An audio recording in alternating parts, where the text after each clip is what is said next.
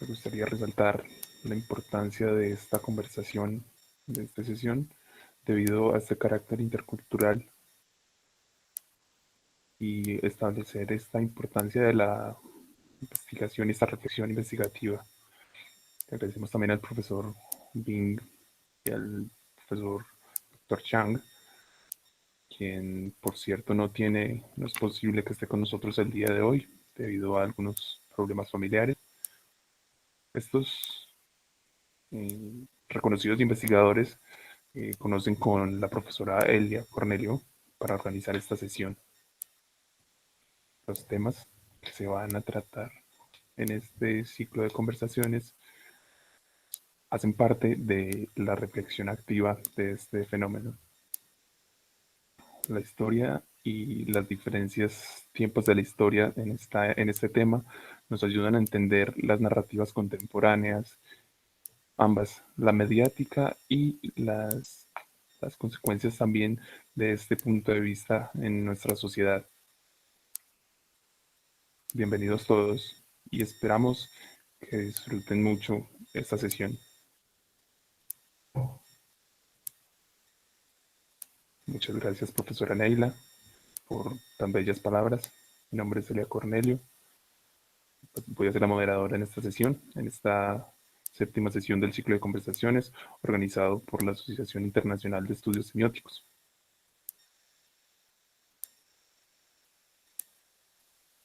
Estamos muy emocionados el día de hoy porque tenemos un gran invitado, el profesor Hongbin Yu. También estábamos esperando contar con el profesor Chang, el doctor Chang, pero no pudo estar debido a algunos inconvenientes familiares de último momento. Voy a comenzar con la presentación y podremos conocer un poco más de estos importantes invitados que tienen unas muy importantes temáticas a tratar el día de hoy. Lo que vamos a tratar hoy, el día de hoy, es este discurso de la semiótica discursiva. Este es el historial, la experiencia del profesor Ji Chang, que como dijimos tuvo un problema para asistir el día de hoy. El profesor Chang es un profesor de la semiótica y lingüística de la sociedad en la Universidad China, Nanying Normal University. Es también el presidente pues vicepresidente de la IAS, de lenguajes extranjeros. Es director también del Instituto Internacional de Estudios Semióticos y también es presidente del comité editorial de los estudios semióticos chinos.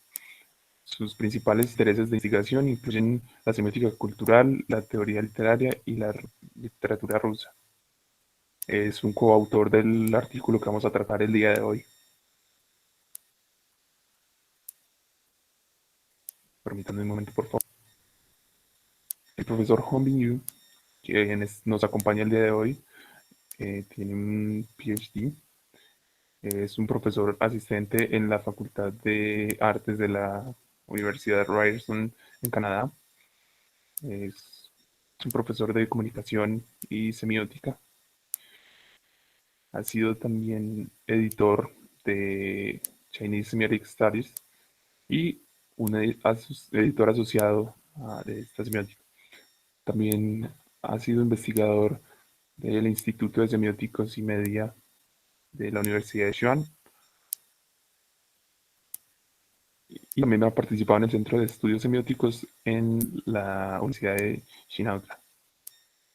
Sus intereses son la semiótica, la narrativa. Mi nombre es Elia Coronel Marín, tengo un PhD en comunicación de la Universidad de Roma. Tuve la oportunidad allí de estudiar semiótica con, en el laboratorio hermano de semiótica. Soy profesor asistente de aplicación en la Universidad Juárez Autónoma de Tabasco, México. También hago edición en la revista Tendencias Urgentes de la Educación y mis intereses hacen parte, configuran la semiótica, audiovisuales, entre otros. La estructura de esta conversación va a ser grandes rasgos, una introducción en donde voy a hablar un poco de la semiótica en general en el discurso y también presentaré un poco de mi trabajo. Luego tendremos la presentación que se llama Semióticas culturales del Ginseng y finalmente tendremos una sesión de preguntas y respuestas. Entonces, permítanme introducir este tema. Comenzaré con una pregunta. ¿Por qué estudiamos el discurso? Tal vez esta pregunta es un poco ilógica en el contexto de estar rodeado de semióticos, pero creo que podemos hacerlo enfrentarla de manera interesante y hallar una buena discusión a partir de ella. Entonces recordemos que el lenguaje es el sistema, es quien modela el sistema. El padre de la semiótica, Yuri Lotman, dijo que el lenguaje nos ayuda a entender de maneras específicas la realidad, porque el discurso altera o modela nuestra realidad. Él tiene un muy buen ejemplo de esto. Pueden ver una película de 2016, la película se llama Arrival. La película es sobre una corta historia y en esta película pueden ver la historia de un lingüista que hace parte, que lo llama la milicia y entonces tiene que enfrentarse con algunos entes extraterrestres. Y lo más interesante de esta película es que al entender el lenguaje de los extraterrestres, el lingüista cambia completamente su percepción de la realidad de una manera que no les voy a decir porque creo que es una película muy interesante y voy a permitir que ustedes tengan el gusto de verla. El lenguaje modela cómo concebimos, la manera en que concebimos fenómenos específicos y cómo vemos ciertas cosas. Hace unos días mi hermano vino y me trajo algunas nueces de macadamia que pueden ver en la pantalla. Cuando estaba intentando abrir estas nueces, que me costó mucho abrirlas, estábamos discutiendo cómo se relacionaban con otras nueces que nosotros conocemos y no pude recordar el nombre en español. Intentaba recordar el nombre de estas otras nueces, pero inmediatamente se me venía a la mente la palabra walnut en inglés o la otra palabra que venía a mi mente era pecan, pero no podía recordar que en español podrían llamarse nueces de Castilla y nueces cáscara de papel, el otro tipo. Lo que quiero decir con esta historia es cómo a veces nuestra experiencia o la experiencia que tenemos con las cosas y con los conceptos sobre lo que está en la mente y nuestra manera de percibir las cosas hace parte o es relacionado con el lenguaje. Este es mi diagrama favorito de un libro llamado La estructura docente de Humberto Eco. En este diagrama podemos ver cómo la misma realidad se segmenta, se divide de diferentes maneras para diferentes lenguajes. Pueden ver cómo el francés tiene 3 categorías para la misma cosa que el italiano tiene 4, lo que es la madera o los árboles, aunque están en una traducción muy exacta. Algunas veces, así como pasa con mi propio trabajo, lo que sucede es que no tenemos las palabras o el nombre de las cosas que vemos en la realidad. Como les dije antes, mi experiencia es en audiovisuales. Entonces, yo en semiótica, por ejemplo, hablamos más de Padawan que de Jedis. Entonces, cuando comencé estudiando este fenómeno, esta pregunta que yo tenía, cómo nosotros podemos, como audiencia, tener un sentido o crear un sentido de las narrativas que configuran toda la vista general de los seres humanos y sus configuraciones culturales. Cómo esta interacción entre lo global y lo local hace que podamos tener una diferente perspectiva. Entonces, intenté trabajar primero con una audiencia específica. Hice una investigación de cómo los niños mexicanos veían las caricaturas americanas y cómo podían entender referencias específicas que estaban dentro de estas caricaturas. Descubrí cosas muy interesantes y me di cuenta que los niños entendían las referencias dependiendo de su capital cultural. También me di cuenta de lo importante que es el rol de los intérpretes o los traductores, porque cuando en México o en Colombia los niños miran este tipo de caricaturas que vienen de Estados Unidos, no está viendo la misma caricatura en realidad, está viendo una diferente versión de esta caricatura, está viendo una versión traducida y usualmente no tiene eh, los mismos factores, sino que hace parte de un doblaje.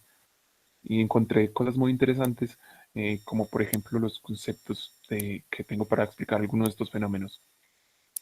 Tuve que aprender un nuevo lenguaje y tuve que cruzarlo con todo este conocimiento sobre las semióticas para poder explicarlo. Entonces la pregunta era, ¿cómo hacemos o cómo entendemos los textos audiovisuales traducidos? En ese trabajo intenté trabajar con dos shows televisivos diferentes, eh, la teoría del Big Bang o The Big Bang Theory y otro show de otro género que es sobre zombies.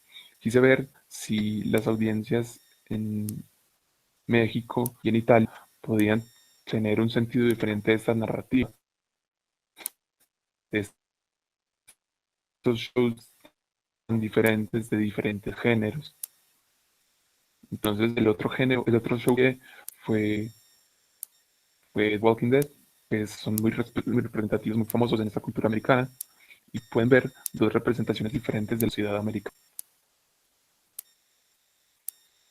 Cuando empezó a hacer sentido? Empezó a hacer sentido cuando encontré las palabras para nombrar este fenómeno. Cuando encontré la palabra de Humberto Eco que me explicaba que un texto o que este tipo de textos podía tener unos focos diferentes y que el lector empírico, que es en realidad quien lee o quien recibe este mensaje, eran diferentes al otro tipo de lectores de este texto. Y luego encontré otras palabras muy fantásticas, por ejemplo, enciclopedia, que por ejemplo en este caso es la referencia o las referencias personales que tenemos. Y también encontré el otro concepto que me ayudó a entender este entorno, que era la semiosfera o semiosfera, y también el concepto de traducción que he tratado y que trabajo por todo este tiempo. Entonces, para responder a esta pregunta de los audiovisuales, la semiótica discursiva nos ayuda también a entender de cierta manera que existen unas diferencias no solo entre las culturas de dos hemisferios separados, sino también entre nosotros mismos y entre nuestros contextos. También las diferencias que se crean a través del lenguaje o como dijo, o como podría decirles la profesora Neila, el lenguaje es lo que es dicho y lo que no es dicho. Eso es lo bonito del discurso, que podemos cubrir diferentes temas o diferentes acercamientos. Entonces, como investigadores, podemos darnos cuenta de los límites que los conceptos tienen para poder explicar el mundo. Así como me pasó a mí, que cuando encontré el concepto pude entender el fenómeno. Esto es algo que tenemos que tener en mente. Ahora vamos a tener mucha suerte el día de hoy porque vamos a aprender un nuevo concepto. Vamos a aprender un concepto que se llama Shen. Esta palabra van a escucharla varias veces a lo largo de esta conversación para que al final de la conversación podamos entender finalmente lo que es. Entonces les pido por favor que presten atención y espero que con la introducción haya podido informarles lo suficiente para que comencemos ahora con la presentación del profesor Hongbin Yoon. Profesor Hongbin, muchas gracias, profesora Neila. Elia, sorry. Estoy muy impresionado por la introducción que hiciste, porque este discurso de semiótica me ayuda a entender también mi manera de ver el mundo. Muchísimas gracias. Entonces, también aprovecho para saludar a la audiencia y voy a comenzar diciendo que es un honor para mí hacer esta presentación en nombre del profesor Shang y de mi nombre, es cultural del Xinjiang. Eh, Creo que fue en septiembre, el pasado septiembre, que estábamos en Buenos Aires en el Congreso de la Asociación Internacional de Estudios Semióticos. El profesor Shang vino con la idea de este estudio y recuerdo que estábamos en el taxi para ir al hotel y yo estaba sentado en el taxi y el profesor Shang vino con la idea y nos dijo, pues y los otros pasajeros que eran también profesores, de inmediato me entregó la idea. Entonces, a lo largo del año, eh, trabajé de manera muy cercana con el profesor para desarrollar esta idea. También llevamos mucho tiempo de trabajo colaborativo, de entrenamiento. He recibido demasiado apoyo del profesor y por fortuna pude tener esta formación de su mano. El profesor es un semiótico que a lo largo de estos años ha contribuido eh, de gran manera a la semiótica global. Es muy triste para mí que el profesor no pueda acompañarnos el día de hoy, pero estaré pues presentando el trabajo en nombre de nosotros dos. El rol que nosotros creemos que la semiótica puede cumplir en la cultura de hoy en día es que en este siglo o actualmente la semiótica, por ejemplo, después de la pandemia de este año podemos tener un ejemplo bastante trágico de los desafíos y los cambios que se pueden dar. Entonces, este problema subraya estos peligros o estos cambios que se pueden dar o la crisis que se puede generar en la mente humana por estos cambios. Entonces, nosotros no queremos usar la palabra mente específicamente porque no es lo suficientemente específica. Entonces, lo que queremos intentar en este caso expresar es que por ejemplo, las tecnologías y otro tipo de peligros que se pueden generar son generados también por los cambios emocionales que se pueden tener.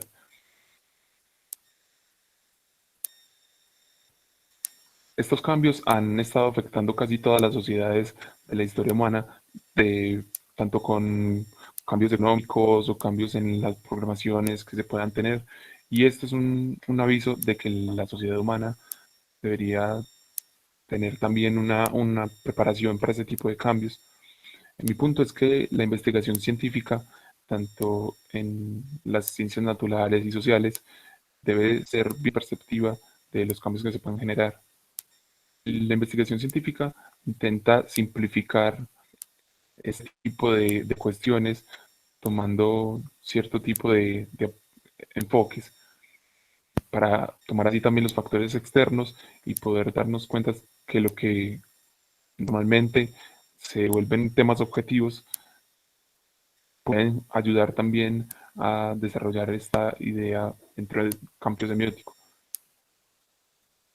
Entonces lo que podemos ver en este tipo de discursos es que todos estos enfoques eh, pueden darse en medio de la semiótica y son sin duda una manera de moldear eh, las ventanas de la semiótica.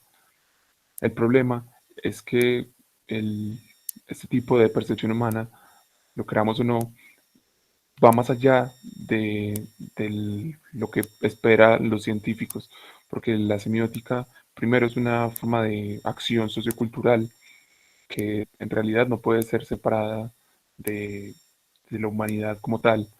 Entonces, por ejemplo, también en este caso podríamos decir que de nuestro ginseng, una definición rápida del ginseng es que es entendido como el flujo holístico de la mente para la creatividad, por ejemplo.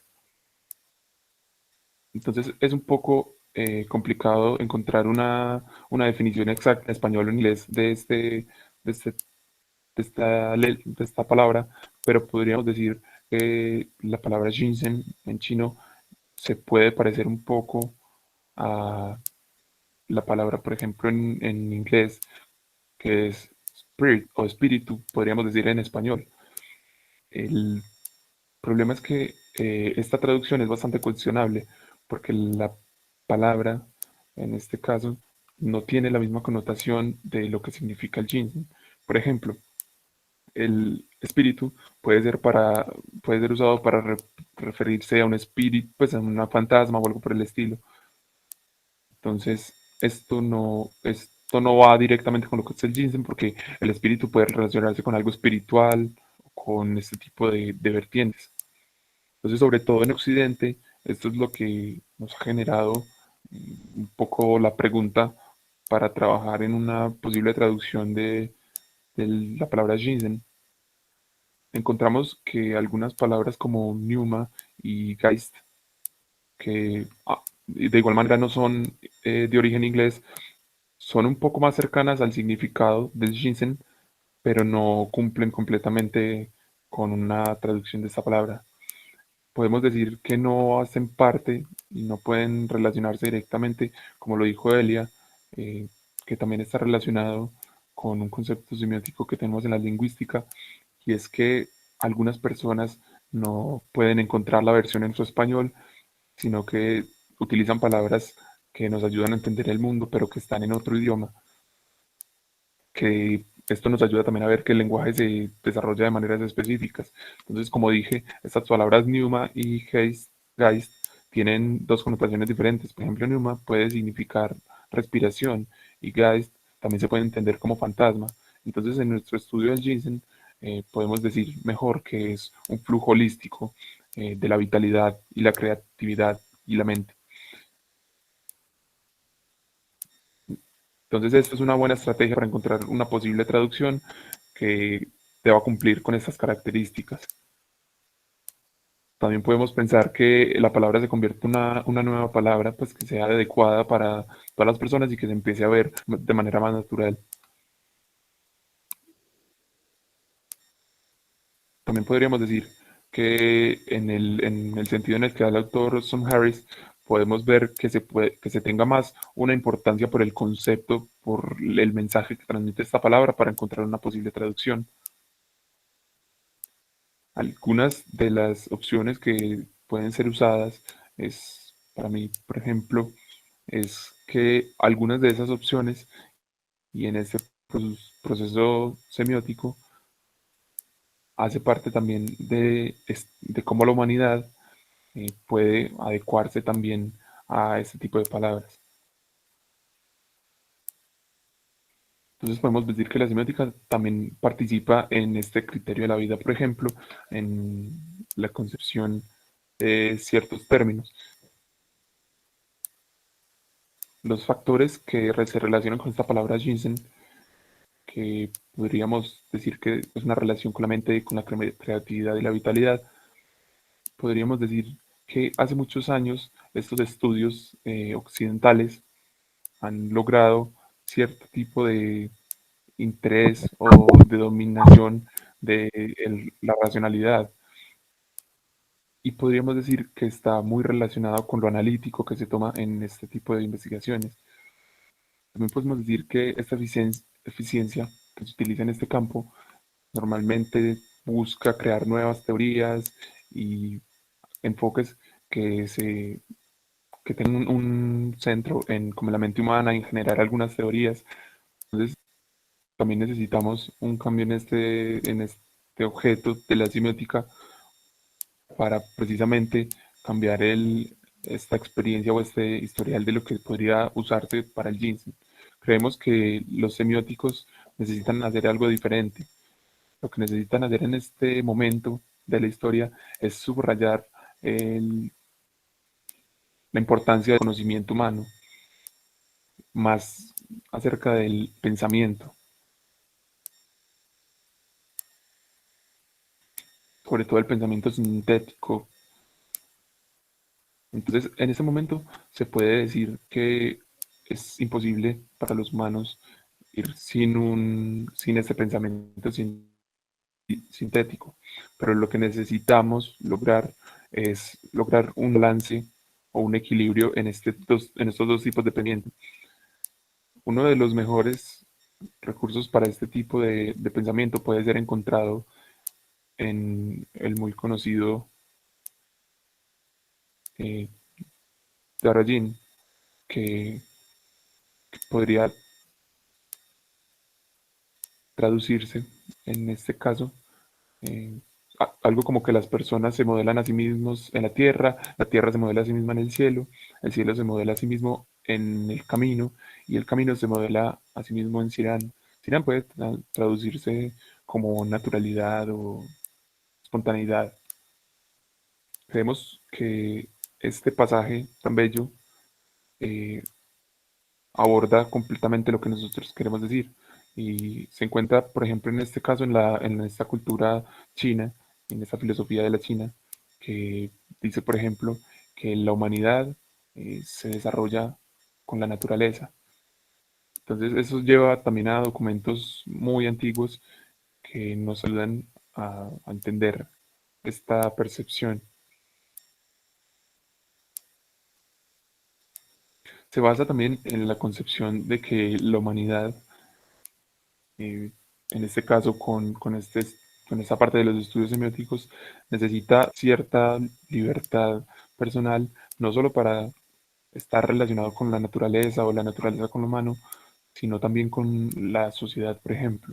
En este caso de los estudios semióticos, pensamos que debe ser crucial poder abordar todas estas conexiones entre diferentes tipos de actividades completadas por los humanos.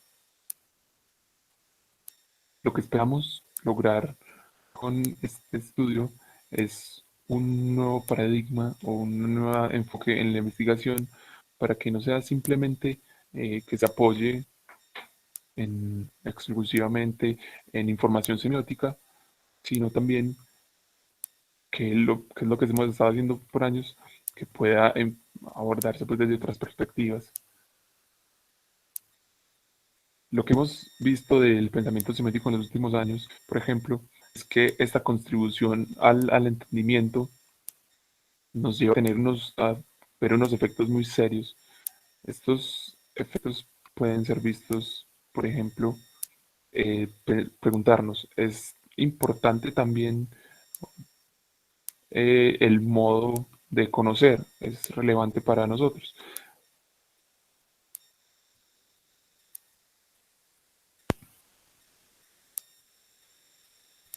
Por ejemplo, del Shang, el conocimiento Shang, que es este flujo, por ejemplo, lo que relacionábamos ahorita con el flujo holístico.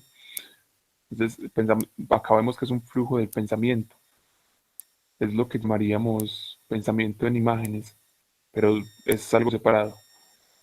El Shang es más relacionado con lo subjetivo, por ejemplo. Es una relación de este tipo de percepción. Es una manera de adquirir o de llegar al conocimiento que se ve, por ejemplo, en la naturaleza y es un conocimiento que se logra a base de imágenes. Entonces, por ejemplo, este conocimiento, pensar en Shang, por ejemplo, es una manera de pensar que no es científica, porque para ser exactos no es analítico, pero algunas veces podríamos decir que cumple con ciertas características, pero no hace parte del pensamiento científico. A lo largo de toda la historia de la humanidad, este tipo de actividad ha estado relacionada con ciertos estados de relaciones cercanas, el Shang, y el Yang, por ejemplo, que significa la lengua o el lenguaje, y el Ji, que puede ser entendido como el significado o el pensamiento.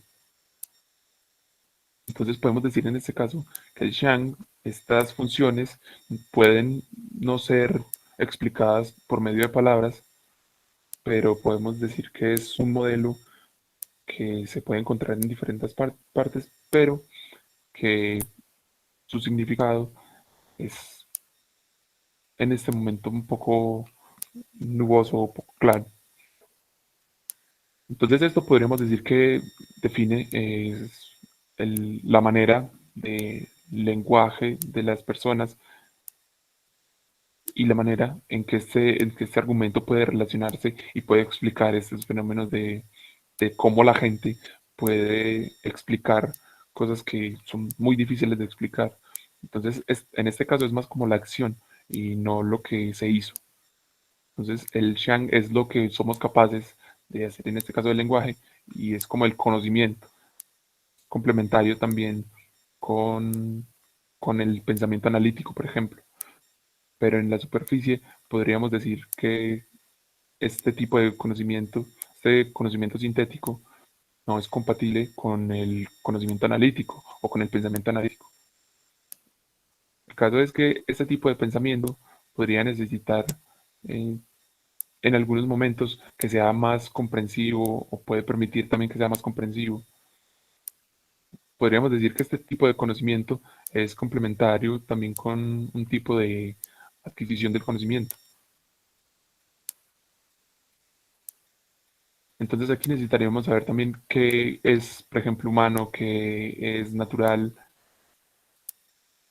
Entonces aquí podríamos decir que hay cierta doble identidad de esta percepción, porque para ser específicos, por ejemplo, el pensamiento analítico, en un sentido, se ve como un pensamiento artificial.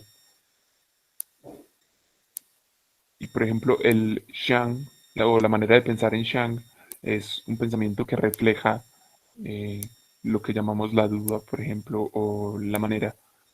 Entonces, estas dos maneras hacen parte de la naturaleza de cómo pensamos los humanos. Es por eso que necesitamos tanto el pensamiento analítico como el pensamiento sintético. De hecho, en, en la cultura tradicional o en el pensamiento tradicional chino, podemos ver que los resultados de esta unión entre el humano y la naturaleza nos lleva también a lograr esto. En algunos casos se dice como podría tomarse como algo biológico o ir por el lado biológico, pero se trata en este caso más de algo relacionado con la semiótica, que es no encontrar a los humanos solamente, sino también verlos, por ejemplo, desde la semiótica, por medio de su discurso. Entonces, podemos decir que esta semiótica humana o esta humanidad unida con la naturaleza es también como un sentimiento que es dedicado a esta semiótica. Existen también algunos estudios semióticos que aíslan la cultura de, de estas conexiones de Ginseng, por ejemplo. Entonces, para algunos ven estos dos lados de, de la manera.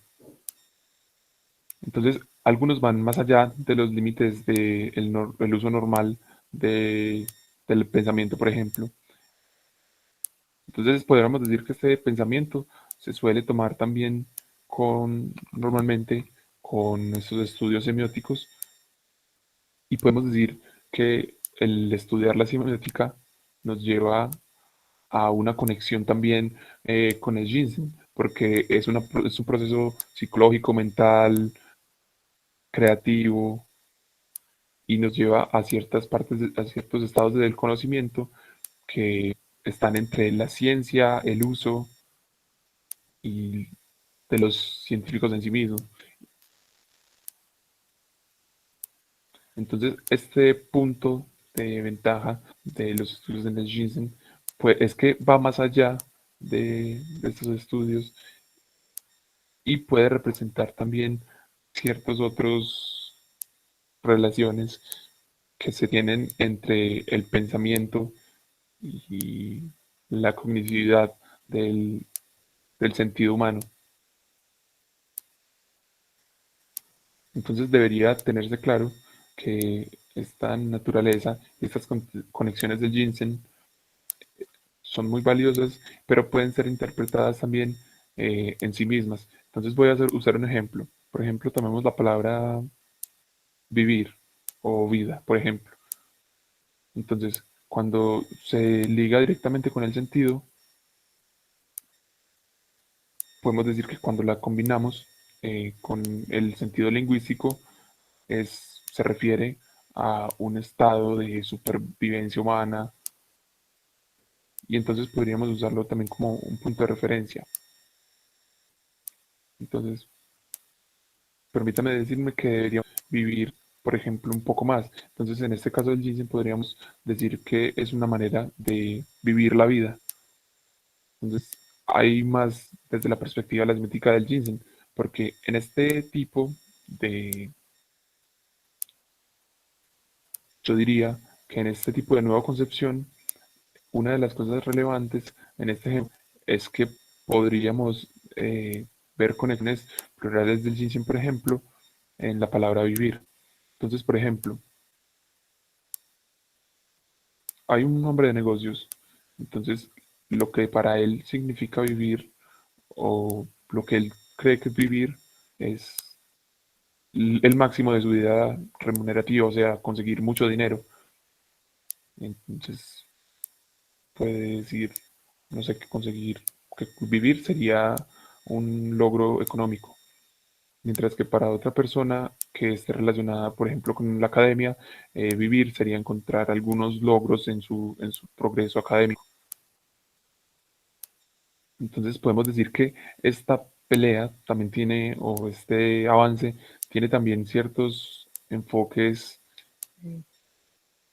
políticos o culturales. Entonces aquí es donde viene la pregunta. Esta lucha o esta interpretación, eh, podríamos decir que la interpretación en sí misma puede ser diferente. Eso quiere decir que podríamos tener una interpretación adecuada a cada persona. Entonces aquí podríamos decir que sí hay una existencia de un significado, pero que hace parte también de un proceso natural de interpretación que libera un poco los significados de la palabra vivir. Entonces, parece que para la semiótica del ginseng, por ejemplo, no hay manera de definir unos diferentes significados que puedan ser influidos por la mente humana, sino unas posibilidades de significado. Entonces, algunas veces podríamos decir que nos estamos complicando, pero de esta manera podría ser más fácil percibir los, los límites de lo artificial. Entonces, aquí estaríamos dando también paso a la duda que nos lleva también a que cómo podría traducir ciertas palabras o cómo podría tomar ciertos significados. Entonces, si tomamos esa espontaneidad y la configuramos en este enfoque, podemos ver que en los contenidos siempre hay un poco de duda. En términos de tiempo, podríamos decir que la duda también se manifiesta en el cambio que se genera. Viene a mi mente, por ejemplo, estos, los filósofos, por ejemplo, que trataban sobre el infinito o que tomaban ciertos conceptos sobre el cambio, vemos que para ellos también habían ciertas dudas sobre la existencia humana. Entonces, para ellos les tocó también, se vieron la necesidad también de enfrentar esta cuestión de la artificialidad y el cambio.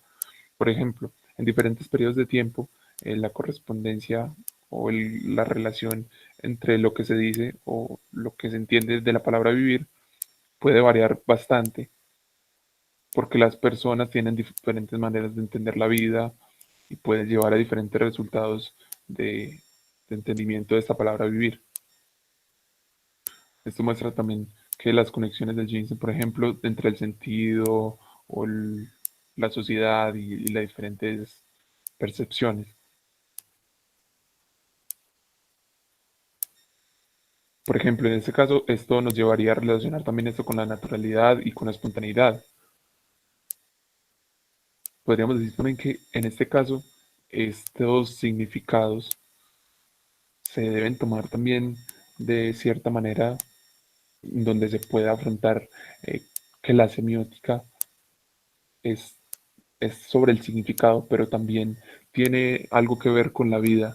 Entonces debe ser tenido en cuenta que esta nueva ruta de las semióticas, la semiótica del Ginseng, no está relacionada o no hace parte de la cientificidad únicamente, también hace parte de la evidencia empírica, por ejemplo. Los investigadores han encontrado recientemente que las relaciones neuronales de las experiencias espirituales en este tipo, por ejemplo, de la semiótica de Ginseng, lleva nuevas perspectivas y vemos que no se está limitado simplemente al conocimiento científico ni a este entendimiento científico de las cosas. Entonces ahora hablaré un poco de cómo podemos tener un nuevo sentido sobre este tema. Entonces, en una perspectiva macro o general, podríamos decir que la semiótica, en este caso, adquirida por medio del conocimiento o de la abstracción, por ejemplo, si seguimos el término desde la semiología, por ejemplo, podríamos ver que el concepto entonces lleva a un concepto que no va a ser entendido muy claramente y vamos a ver que es necesario tener cierta abstracción para lograr un pensamiento claro sobre ello.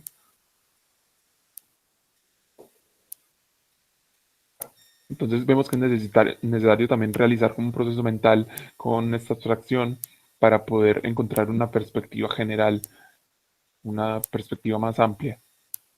Y podríamos decir en este caso que un poco de polarización de la, los límites, por ejemplo, de cómo la generación, cómo esa generación nos lleva también a lograr algunos hallazgos.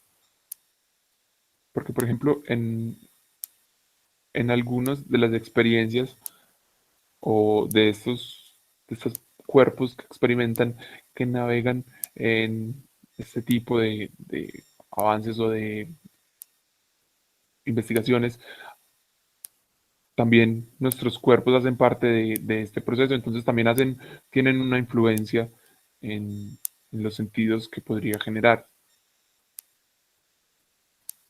Podríamos decir, por ejemplo, entonces que esta interpretación de las cosas influye también en, en cómo tenemos cierta libertad para lograr ese conocimiento. En lo que proponemos, toma ciertas características del pensamiento de Oriente y de Occidente. Para ser específico, la semiótica del Ginseng es incluida en, en algunas investigaciones chinas específicamente, pero también toma parte de un poco de esa cultura de Occidente, como se encuentra, por ejemplo, en las tradiciones que son muy distintas entre el Occidente y el Oriente.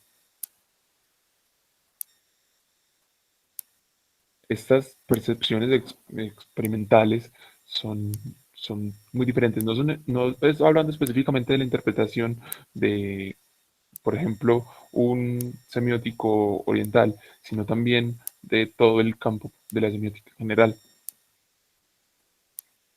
Uno podría pensar que el pensamiento analítico se debería encontrar también en el mundo oriental y que debería ser característico, pero esto es un error.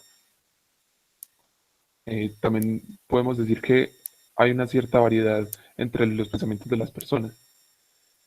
Si, si ellos tienen, por ejemplo, una manera de recibir y adquirir este pensamiento sintético, también diría que lógico incluso, eh, podríamos decir que este tipo de pensamiento varía también de cierta manera.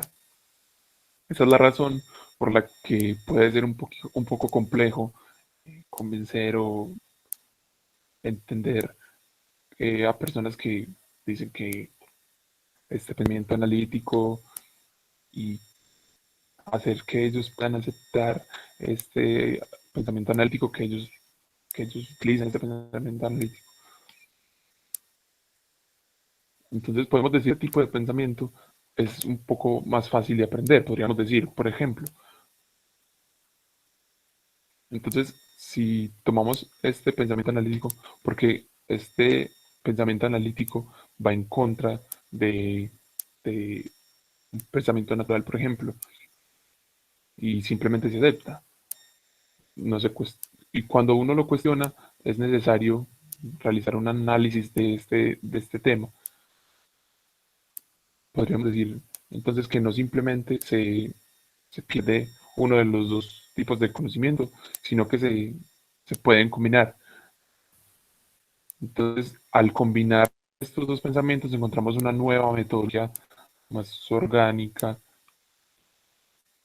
podríamos decir que un poco revolucionaria también, porque logra un mayor nivel de abstracción.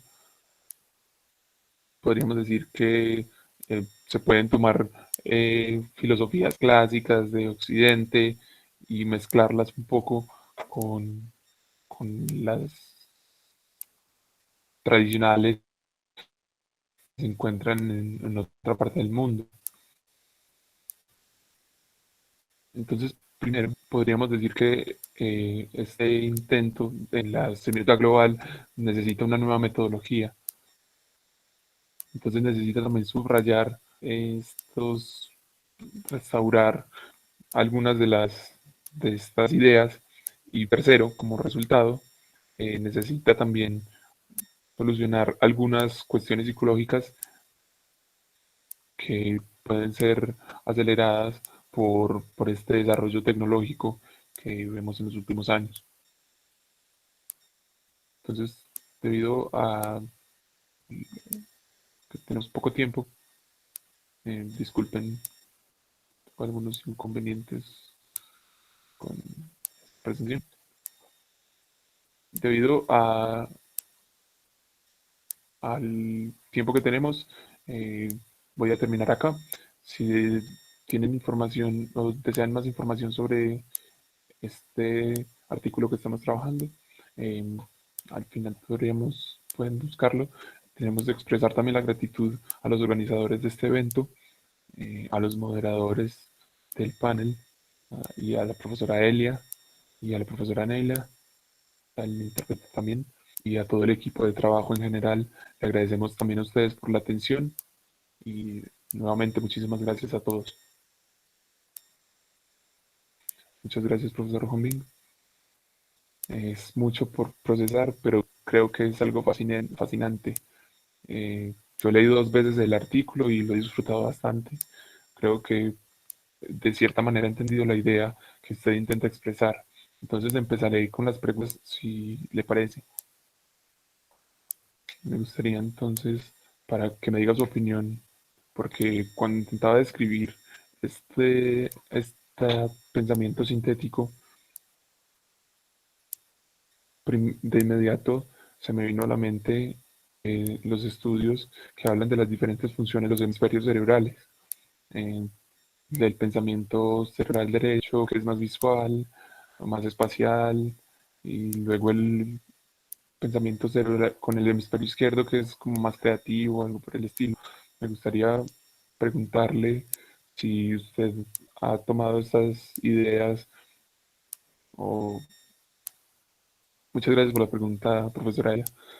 Recuerdo cuando estaba en la universidad, en la normal, que me preguntaban los estudiantes o algunos de los profesores, eh, algunos profesores cognitivos que nos explicaban y por ejemplo nos dieron un artículo de un ejemplo que se estaba usando de que la gente, por ejemplo, que más vivía, eh, yo digo que la mayoría de los académicos antiguos pensaban que, que las personas que usaban el hemisferio izquierdo podían procesar las cosas un poco más rápido, que podían eh, desarrollarse un poco más rápido los pensamientos en términos de computación. Luego vi este artículo y puedo decir que estaba relacionado también como con el conocimiento, con el del lenguaje, y decían que esta toma del lenguaje de manera computacional, que el lenguaje es una actividad cerebral completa. Entonces es una interacción entre ambos hemisferios cerebrales y no solamente de uno. Entonces es todo el cerebro el que genera esta actividad. Entonces encontramos que es incorrecto, podría decirlo, y es algo que me interesó mucho eh, investigar más sobre esto y pude decir que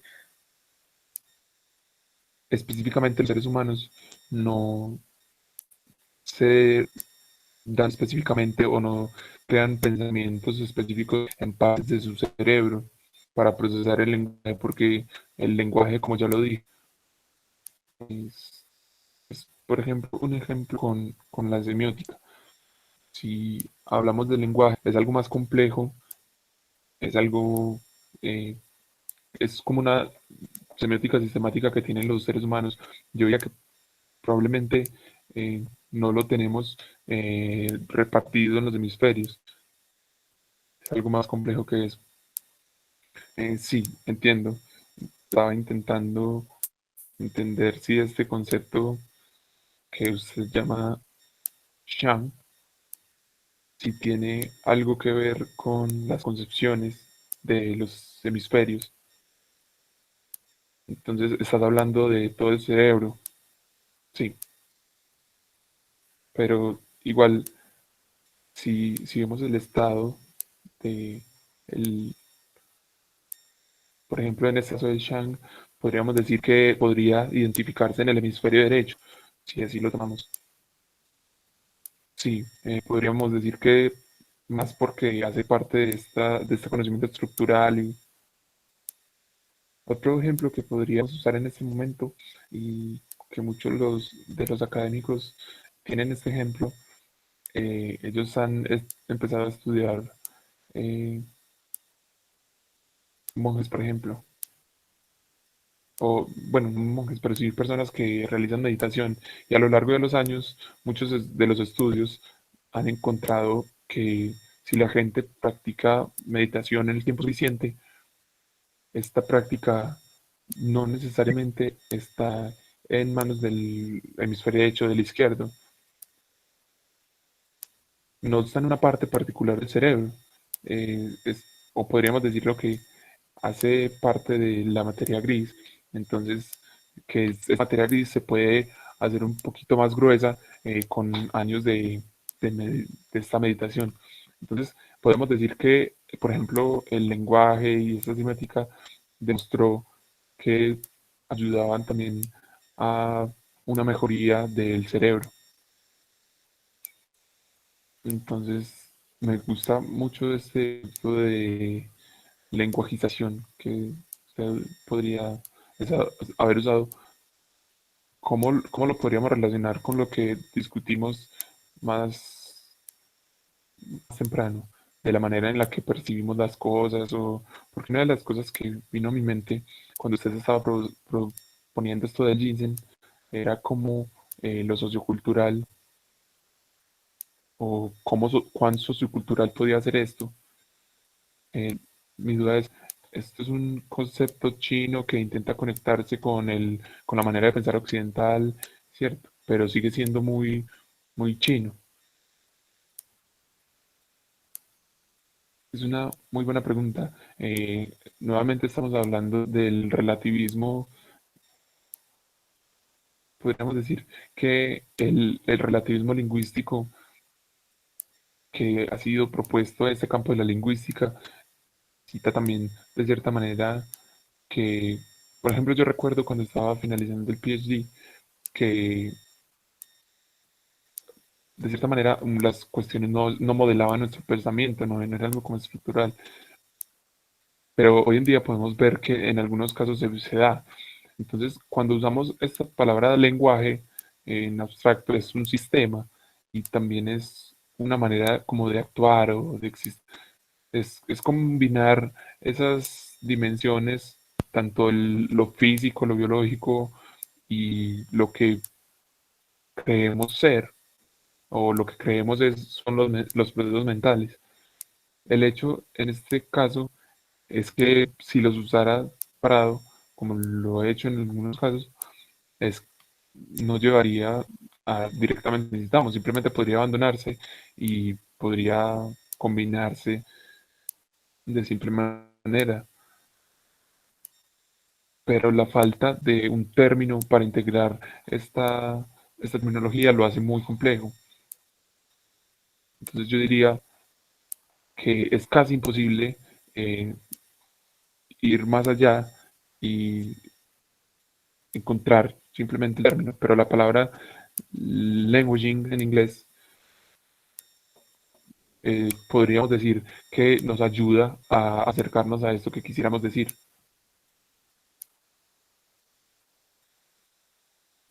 Podría decir que también que necesitamos sobrepasar este caso y lograr que venga a la mente, por ejemplo, en este caso se me viene a la mente con la educación china, que ha probado una manera, que es una manera crucial de entender para los lenguajes o la semiótica, por ejemplo.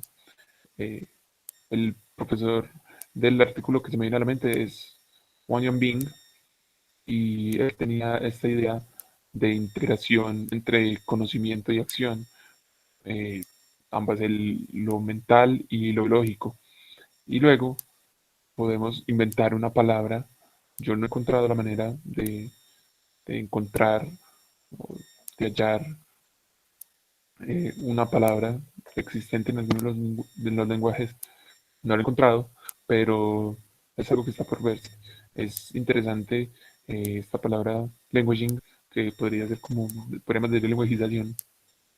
Sí, me gusta mucho. Está a punto de preguntarle cuál puede ser el rol del lenguaje en esta semántica de Ginsberg. Entonces, voy a leer en este caso una pregunta que es de Jorge Urueña, el profesor Jorge Urueña, profesor Hombing. Es impresionante esta nueva percepción del lenguaje. Permítame preguntarle, eh, ¿podría este lenguaje ser un poco más grande y abarcar emociones o entender el significado como una manera de transformar nuestra vida, tanto en el arte o en el desarrollo, para crecer como una comunidad?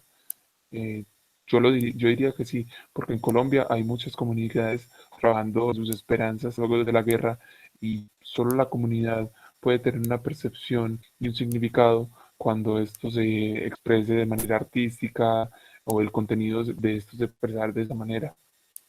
Muchas gracias por la pregunta, eh, profesor. De inmediato me pone a pensar la pregunta y yo diría que hay ciertos tipos de campos de la lingüística que realmente el lenguaje y la generación de este significado, de cierta manera, estas narrativas de la semiótica o de la lingüística, por ejemplo, yo diría que primero, cuando comencé como un joven semiótico, hace más o menos 30 años, eh, tomaba el significado como un tipo de mensaje que es llevado por una persona. podría decir como, el significado está ahí y ya está. Pero también hacía que pensara un poco en el significado. Entonces esta versión, este tipo de idea puede llevarnos también a que sea un poco complejo. Por ejemplo, en la creación artística, si el autor o el creador del artefacto artístico, si de verdad intentan completar como sus medios para expresar esto, están esperando que la audiencia o los lectores logren lo que se está diciendo. Y eso trae a la mente eh, la dicotomía famosa entre codificación y decodificación.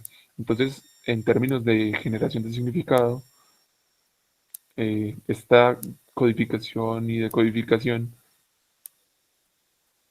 ahí está. Entonces sería muy sencillo. Pero también encontramos que hay otro, que es, yo diría que es el otro final de la escala, pues si una línea, por ejemplo, que tenga un final, un lado sería la codificación y decodificación, y el otro lado está la interpretación. Entonces la interpretación es algo muy específico y podríamos decir que para la gente las obras artísticas más grandes son aquellas que hacen posible generar interpretaciones ilimitadas, infinitas. Y probablemente los autores o creadores de este trabajo ni siquiera saben lo que están tratando de decir, posiblemente. Entonces podríamos que crear algo y ponerlo ahí para que cualquier persona pueda interpretarlo, puede crear diferentes entendimientos. Entonces ese sería el otro lado. Entonces yo dibujaría una línea entre esos fines, entre estos lados, y podríamos decir que estos días, sobre todo con esto de la pandemia, necesitamos una manera comunicativa como la de Ginseng. Necesitamos que sea de cierta manera compartida o que tenga en cierto caso también el aspecto como invisible que no se ve fácilmente. Hace parte también de este pensamiento analítico y una cosa que, por ejemplo, si te va a matar algo, entonces hace parte del pensamiento analítico y eso es algo como muy sencillo, pero pero cuando tratamos con, por ejemplo, yo diría el pensamiento sintético, estamos tratando con algo diferente. Probablemente podría encontrar una paz interior en algún momento. Entonces, estos dos casos diferentes, en este caso de la creación del significado dentro de la comunidad, podríamos decir que probablemente necesitamos liberarnos de de estas estructuraciones muy específicas. Necesitaríamos como no estar en alguno de los dos fines que dijimos de la línea, por ejemplo, sino que podríamos tener un entendimiento más claro del significado y podríamos variar un poco entre estos. Espero que esto resuelva la pregunta. Yo creo que la pregunta es un poco muy amplia, entonces, eh, así como Humberto Eco, que intentó abordar también cierto tipo de esta idea, voy a pasar a otra pregunta que es de Omar Paredes y dice, primero que todo, fue una conversación muy interesante. eh, por- Cuando a usted les gusta, por ejemplo, un lenguaje, en este caso, la concepción de Maturana, por ejemplo, de conversar, en este momento estoy un poquito eh, en un problema porque está intentando eh, pasar esta palabra. Lo que él intenta decir es que no es solo como la palabra, sino que tiene otros significados que están alrededor de nosotros. Entonces está intentando eh, lograr una equidad entre las ideas, por ejemplo, de lenguaje y lengua y relacionarlo con la palabra platicar, por ejemplo, o conversar. Eh, yo no conozco las palabras eh, en español, pero yo diría que En este caso, la diferencia entre lenguaje y languaging o lenguajización, eh, hay un estudiante, hay un académico en la Universidad, Stephen Hawking, que son grandes eh, promotores de cómo el lenguaje, ellos prefieren usar la palabra lenguajización también en vez de lenguaje, y cuando ellos utilizan, por ejemplo, no simplemente están produciendo un pensamiento. Un ejemplo muy simple sería, por ejemplo, que antes de esta charla, por ejemplo, hoy, yo preparé muchas palabras y muchas diapositivas y creí que las iba a usar, pero nunca aprendo, porque en realidad nunca funciona así. Cuando yo estoy hablando, entonces uno también también utiliza un poco de improvisación. Entonces las palabras vienen a uno. No es que uno siempre tenga las palabras preparadas ahí, sino que es como una creación a medida que uno camina. Entonces, si presuponemos esto en el lenguaje como un una estructura o una estrategia que se crea en el camino, es como funciona, porque es que las personas así es como hablan. Ellos ya se han dado cuenta, la gente ya se ha dado cuenta que pueden preparar cosas antes de que van a hablar, pero la verdad es que cuando se lleva a cabo la acción, las cosas no son así. Podríamos decir que también es una gran idea que tenemos como una manera, que es lo que percibimos aquí en el Ginseng, y es que también se ve como influido por las emociones y las interacciones. Entonces, vemos que las palabras vienen de la boca, pero de cierta manera no son lo mismo que lo que pensamos que iban a ser. Entonces, tal vez algunas personas tienen mucha confianza, pero lo que yo digo es que es una instancia básica del idealismo, por ejemplo, y es que si lo piensan en retrospectiva, eh, es cierto, pero si de hecho eh, usted va creando un discurso a medida que habla, no hablas antes de hacerlo. Uno planea ciertas cosas, pero cuando en realidad se dicen, tienen cierta naturalidad. No están diciendo, uno no está diciendo exactamente lo que pensó en el primer lugar. Entonces, eso es cierta improvisación que hace parte del lenguaje o de esta lenguajización. Es una palabra un poco difícil, pero es algo más complejo que la palabra lenguaje. Entonces, se me viene a la mente, por ejemplo, el dicho de piense antes de hablar. Entonces, esto podríamos decir que es simplemente un dicho, porque estas son expresiones que ya están establecidas. Entonces, por ejemplo, pensar antes de hablar, eh, por ejemplo, en China también hay algunos dichos para eso, que es como piense antes de saltar, por ejemplo, podría ser la traducción. Entonces, una vez que hemos aprendido a entender estas expresiones establecidas, vemos que no es, que también este repertorio es una combinación, es como unas metáforas de lo de conocer y actuar al mismo tiempo. Entonces, las personas en su ser, por ejemplo, están como establecidas de cierta manera. Entonces, sin pensar mucho, ya tienen este establecimiento. En algunas teorías, por ejemplo, eh, la concepción, por ejemplo, de que si es una cuestión automática, de si surge de manera automática. Eh, la profesora Elia se refiere al libro en el cual se leen estas ideas y cómo en ese libro se mencionan también las metáforas y las ideas.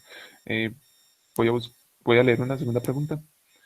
Omar Paredes pregunta, por favor, si Ginseng es un acercamiento a la semiótica.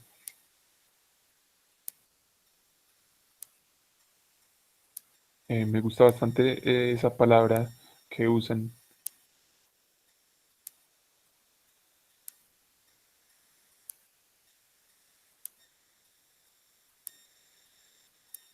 Intento no pensar en la mente como algo separado del cuerpo. Esto es lo que usted se refiere como conocimiento humanizado. Es en algunos casos un poco raro o a veces hasta vergonzoso porque no tenemos una palabra o un término establecido que pueda capturar este conocimiento y acción al mismo tiempo. Pero si tenemos una palabra en chino, pero eso no es algo legible, es más como un carácter. Eso es para un futuro artículo de esta idea. Espero pueda publicarse. Creo que podría ser algo muy radical porque algunas personas pueden no tomarlo muy bien, pero es algo con lo que estoy muy de acuerdo. Entonces, aquí hay una pregunta que dice em, la señora Monsalve, podríamos usar en este caso transduction.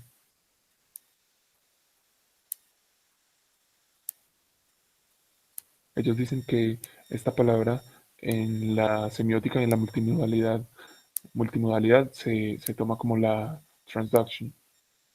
Me recuerda mucho de un artículo reciente que leí acerca de este, esta humanización del conocimiento. Hay la multimodalidad en la semiótica sí es algo muy propio, pero podría decir que este no es no es la palabra específica, porque sí es relacionada con la semiótica, pero no es simplemente que se conozca de esta manera. No es exactamente lo que decimos. Cuando hablamos de transduction, me recuerda otra palabra de la cual leí hace unos meses. Es algo como, es, es algo que presupone la preexistencia de los componentes en el cerebro, por ejemplo. Ellos piensan en una segunda parte del cerebro o o una parte del cerebro que tiene como un audio de entrada y otro audio de salida, y como estas partes del cerebro que son visuales y algunas otras como reparticiones podría decirse. Entonces yo pensaría, por ejemplo, que ellos, es algo que se me viene a la mente de esta idea que ellos trajeron de la transferencia o transferir entre regiones del cerebro, por ejemplo.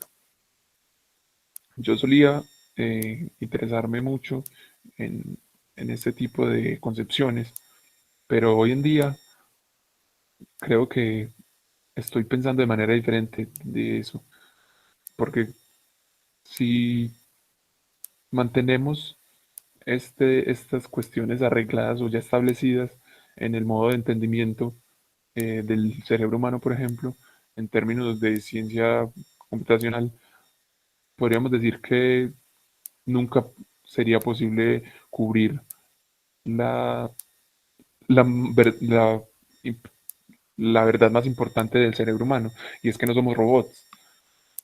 Algunas personas sí pueden computarizar un poco del discurso y algunas cuestiones, y yo estaba fascinado por eso, pero hoy en día yo creo que esto de la transferencia entre diferentes partes del cerebro no, no es completamente una hipótesis válida.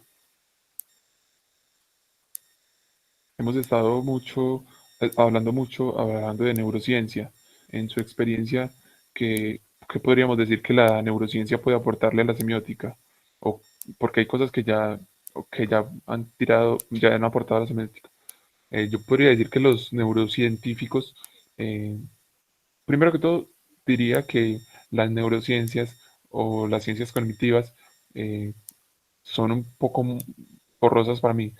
eh, no tienen, ellos aún no han acomodado eh, la información o la manera como de esta información dominante, eh, porque por ejemplo, algunas de las preferencias de que se tienen en el pensamiento. En otras palabras, sería como establecer el pensamiento en esas neurociencias. Entonces, algunos piensan en la neurociencia como algunos factores simplemente, pero yo diría que en el ejemplo del estudio del cerebro humano y de las áreas cerebrales, por ejemplo, los científicos y sus aportes tienen mucho que ayudarle a la semiótica o que darle a la semiótica, porque como dije, no es simplemente los enfoques de los semióticos o, o los aspectos socioculturales, sino pues de la interpretación, la codificación y decodificación y toda esta cuestión, sino que también es la manera de mencionar o incluso de tener la mente muy abierta para poder entender que hay aportes muy válidos desde las humanidades y también desde otras ciencias, porque por ejemplo, para entender a la semiótica, eh, el enfoque contemporáneo de la semiótica, es importante tener estos aportes de diferentes perspectivas. Omar Paredes agradece mucho por la respuesta. Va a buscar un poco más del trabajo que hizo el profesor. A mí me gustaría preguntarle de manera más general, porque ya hablaste acerca de tu trabajo, entonces como un representativo también de la semiótica china, eh, entonces también como eres editor de estos artículos semióticos, entonces me gustaría saber que, cómo nuestros colegas en China o cómo está el estado de estos estudios en China en ese momento. Esto me recuerda un par de conversaciones con el presidente Paul Colby, eh, el presidente de la Asociación Internacional de Estudios Semióticos. Él y yo tuvimos un par de conversaciones acerca de los problemas que tenía la semiótica de manera global.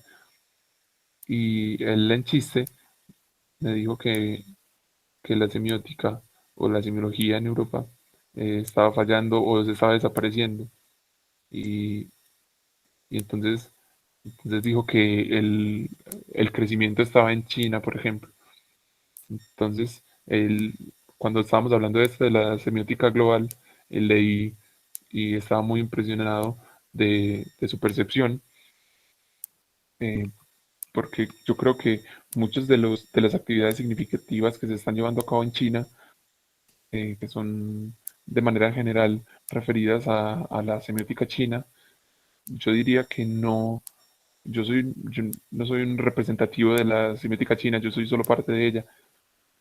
Yo hago parte simplemente como de una empresa grande y puedo decir que tenemos al menos en estos últimos avances, por ejemplo, desde 2019, al finales de 2019 y este año, porque la última vez que estuve en China habían 7 grandes investigadores en China, de la semiótica. Uno en Edging, eh, en esta universidad, liderado por el profesor Yang Jin, otro en Lingen, que es liderado también por un gran profesor y académico, que tienen un equipo grandísimo de académicos semióticos, en Shenzhen, en Suzhou, en Lanzhou, en Shanghai, y también diría que hay otro, eh, no puedo recordar en este momento, pero hay 7 centros grandes de investigación la última vez que yo fui, y ellos han producido grandes series de libros traducidos, artículos, revistas. Los estudios semióticos chinos fueron uno de los primeros revistas que fueron publicadas en inglés en China, pero el publicante eh, no está realizando muchas más publicaciones internacionales. Tienen en este momento varias otras revistas que están trabajando en este tema. Entonces, espero que, creo que van a estudiar también entonces publicidad, lenguaje. Sí, de hecho, eh, los temas que están tratando ellos no son solo de la semiótica, sino que son todos los temas que se han visto en la semiótica alrededor del mundo. Es un país muy grande y tienen grandes obras. Sí, yo pienso que pueden tener también semióticas culturales, semiótica, sí, semiótica cognitiva, semiótica literaria, semiótica en los medios, semiótica de la publicidad, semiótica de la comunicación en los medios, semiótica de la filosofía y muchas más. Creo que no tenemos más preguntas, entonces, ¿hay algo más que le gustaría compartir con la audiencia, profesor? Bueno, sí, permítame, gracias por recordarme. Probablemente me gustaría invitarlos, invitar a la audiencia y a todos que estén ahí a contribuir a estos estudios semióticos chinos, porque aunque son estudios chinos, están abiertos a todo el mundo y el ginseng está abierto para todos. Entonces, creo que incluso si, aunque sea temprano, podemos dar por terminada esta conversación, porque ha sido un placer para mí hablar con usted, profesor Hombing, y, y agradecerle también por la productividad que ha tenido este evento. También me gustaría agradecer a la profesora Neila Pardo, también a el profesor Jorge y al equipo de trabajo en general. Me gustaría terminar esta conversación aquí y también darle el espacio a la profesora Pleses para que nos hable a nosotros un momento. Muy buenas tardes para todos. Eh, en nombre de los organizadores y presentadores, le agradezco a todos por su participación. Eh, Gracias. Agradezco también la oportunidad para cerrar este evento y así como la profesora Elia presentó algunos ejemplos, yo creo que es importante también hablar en este caso del contexto, eh, de las circunstancias cognitivas en ese momento. Entonces, de esa manera, desde mi especialidad, la teoría general de la terminología en contexto, considero que también cuando no tenemos un equivalente para en otra en otro idioma, la imagen o la definición de ese concepto nos ayudará a explicar a los otros lo que queremos comunicar. También los conceptos nuevos o los conocimientos nuevos, como el ginseng, por ejemplo, son importantes para entender el- la cognitividad y el contexto social, no simplemente palabras escritas, sino interpretación de imágenes también o visuales que generan sensaciones, memorias, sentimientos y perspectivas específicas en los entornos sociales, geográficos de cada persona. Esto es el core, supongo. El profesor Hombing se, se apoya que la parte fundamental del proceso y su concepción es muy importante. Cuando él expresa que el yin implica un proceso de imágenes mentales profundas, ¿qué significa? ¿De dónde viene esta imagen? Desde el cerebro, desde los cimientos, desde el corazón, desde la experiencia espiritual o del entorno o el conocimiento de esa persona específica. Yo diría que me, a mí me encanta el tema.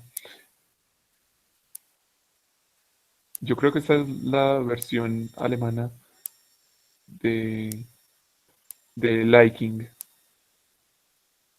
y yo creo que este es un ejemplo muy bueno de la definición del ginseng.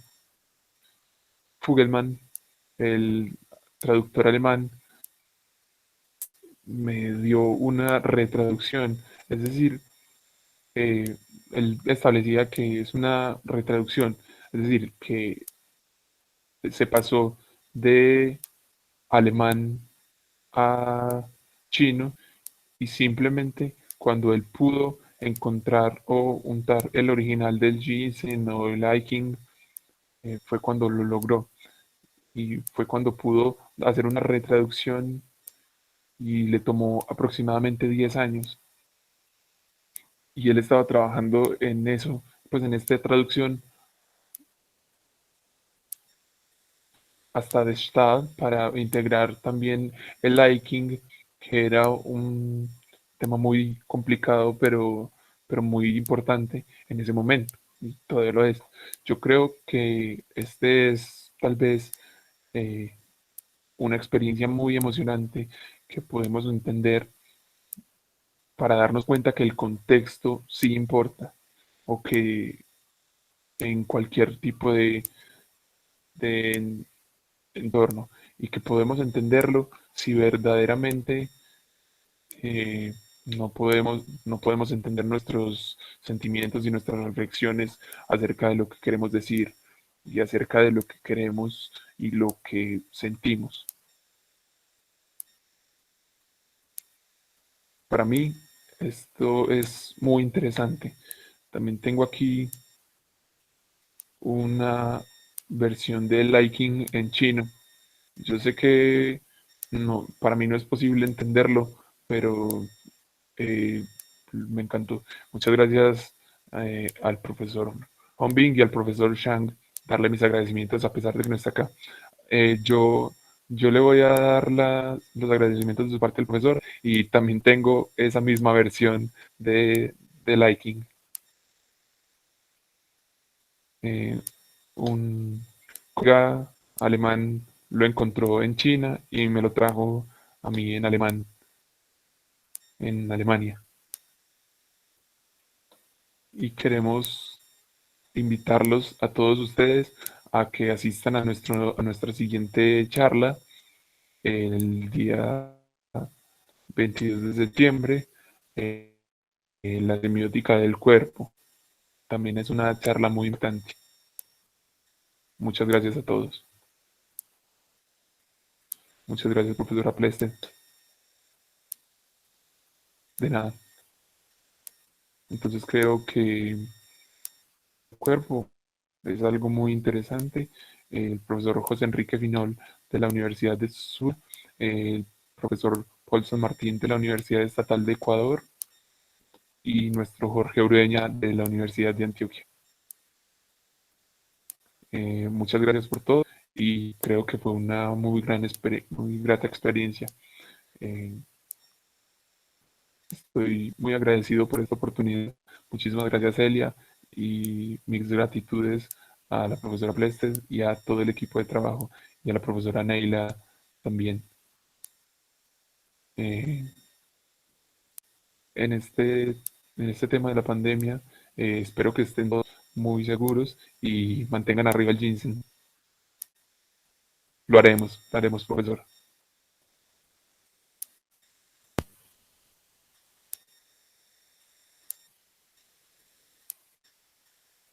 Creo que Manuela se va a tomar entonces en este momento la palabra.